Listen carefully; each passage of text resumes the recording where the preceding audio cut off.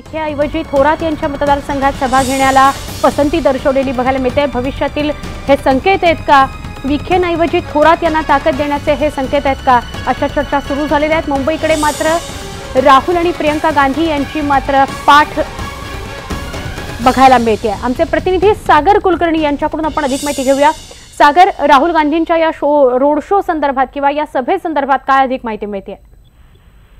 राहुल गांधी हे आज नियोजित दौऱ्याप्रमाणे मुंबईमध्ये रोड शो करणार होते, पण राहुल गांधी यांच्या कार्यालयाने कालपर्यंत मुंबईत रोड शो किंवा सभा घेण्यास अनुकूलता दाखवली नाही। या सगळ्या पार्श्वभूमीवर शिर्डी लोकसभा मतदारसंघामध्ये मात्र राहुल गांधी यांची सभा निश्चित झाल्याची माहिती सूत्रांनी दिली आहे। विशेष म्हणजे शिर्डी हा मतदारसंघामध्ये विरोधी पक्ष नेते राधाकृष्ण विखे पाटील यांचा हा विधानसभा मतदारसंघ आहे।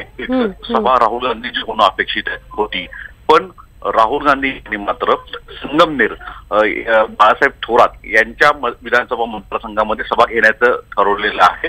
आता भविष्यामध्ये बाळासाहेब थोरात यांना जास्त ताकद देण्याचे संकेत यातून मिळत आहेत असं म्हटलं तर वावगं नाही ठरणार, कारण की विखे पाटील यांच्या मुलांनी केलेल्या प्रवेशानंतर आणि विखे पाटील यांनी स्वपक्षात केलेल्या वेगवेगळ्या विधानांवरून राहुल गांधी यांनी कदाचित हा निर्णय घेतलेला आहे असं वाटतं। पण या सगळ्या पार्श्वभूमीवर विखेऐवजी थोरातांना ताकद तर देणं हा मुद्दा आहे।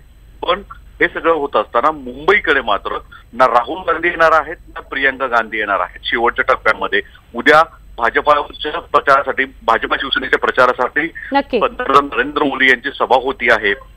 तर राहुल गांधी किंवा प्रियंका गांधी हे मुंबईत काँग्रेसच्या प्रचारासाठी अशी अपेक्षा होती, पण तसं काही चित्र आता तरी बघायला मिळत नाही। सागर, धन्यवाद आपण ही माहिती दिल्याबद्दल।